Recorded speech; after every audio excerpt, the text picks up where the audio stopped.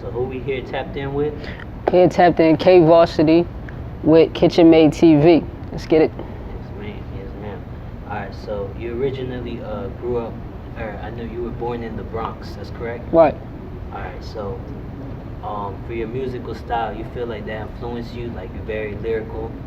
I think. All right. Let's go back to my story. I claim no city, no zip code, no color, no gang. I rep my name, my pain, and the womb from which I came. And all that represents is that, yes, I was born in the Bronx, New York. I was raised in Harlem till I was about 10.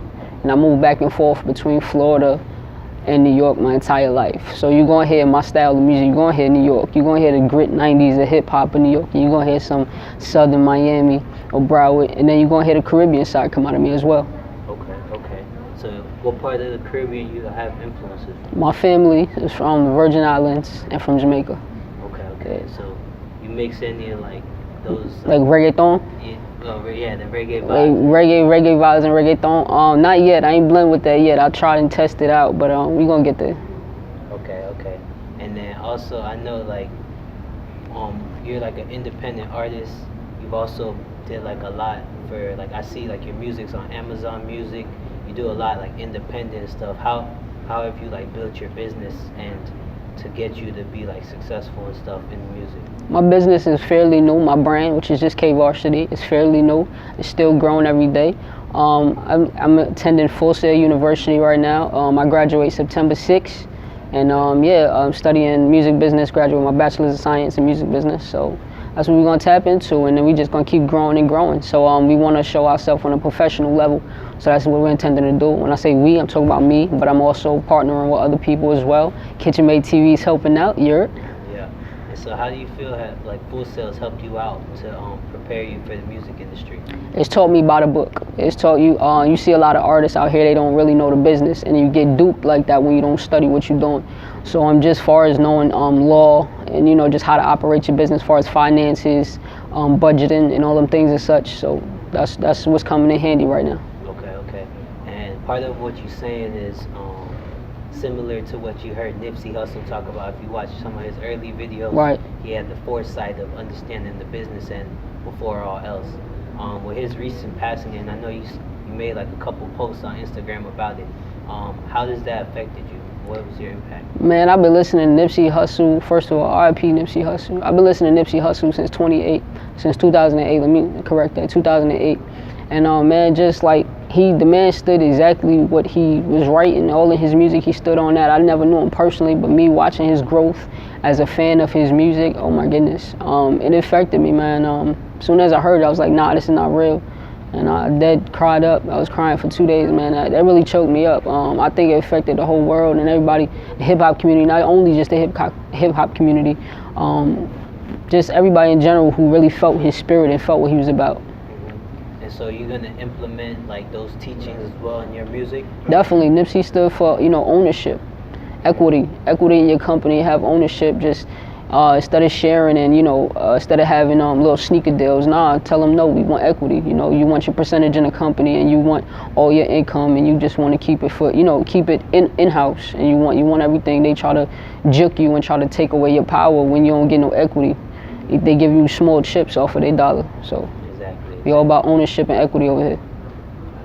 I heard you have freestyle. I think it was like the real spill challenge. Yeah. You did, and you were talking about some of like your challenges. You had a line about like facing the eviction. You right. said you're back against the wall. Right. What are some of like the challenges that you had to overcome to be where you at right now? Okay, 2015. I was in Yonkers, New York, and my mother and I, we got evicted. And that was real challenging. It was like one of the coldest winters in New York, and I'm just being in that challenging state. And also my mother suffered some seizures, so that was all around just emotional roller coaster. And I felt like at that point in time it was very pivotal for me. Emotions running high. I had to figure out something. So music really spoke to me, and that was my only way to release. Okay, and is that part of why you like try to make a lot of pain-felt music for like people who could relate to going through things and stuff in their lives? Definitely. My pain is the only thing I got. So when I speak on my pain and my experience in life, that's the only thing I can relate to. I can't fantasize and portray an image I'm not about. That's not who I am. I got you. On a more positive note, I know you're like a big fan. I guess you like Sour Patch. That's one you. Yeah. So, what exactly? I guess how did that come about? Because that's almost like part of your brand. The Sour Patch. Actually, my favorite candy is the peach rings. Okay. Yeah, but the Sour Patch, I just had a sweet tooth that day, and I was, yo, I don't know what they got in there, man. I think I had a sugar rush because I popped like 10 of them, I ate them. I just started sweating, so it was like, you know what, it was cool, man. It had me laughing, but yeah, I can't eat too much candy. I got, be careful with my teeth. Yeah. I got you. So, going forward, when you start touring and stuff, what do you think your writing will look like? What's some of the mandatory things you think would need to be a part of? Repeat it. Repeat the question, please. If like someone books you for a club or for a tour, what are some of your things on the list that you said that you have to have these? Like candies and snacks and all. Yeah. Sweet as fish, peach rings, some Oreos. Okay. Yeah, I'm on that. That's it right there. All right, so you got kind of sweet tooth. Yeah, definitely. That's my weakness. What about like drinks and stuff? Water.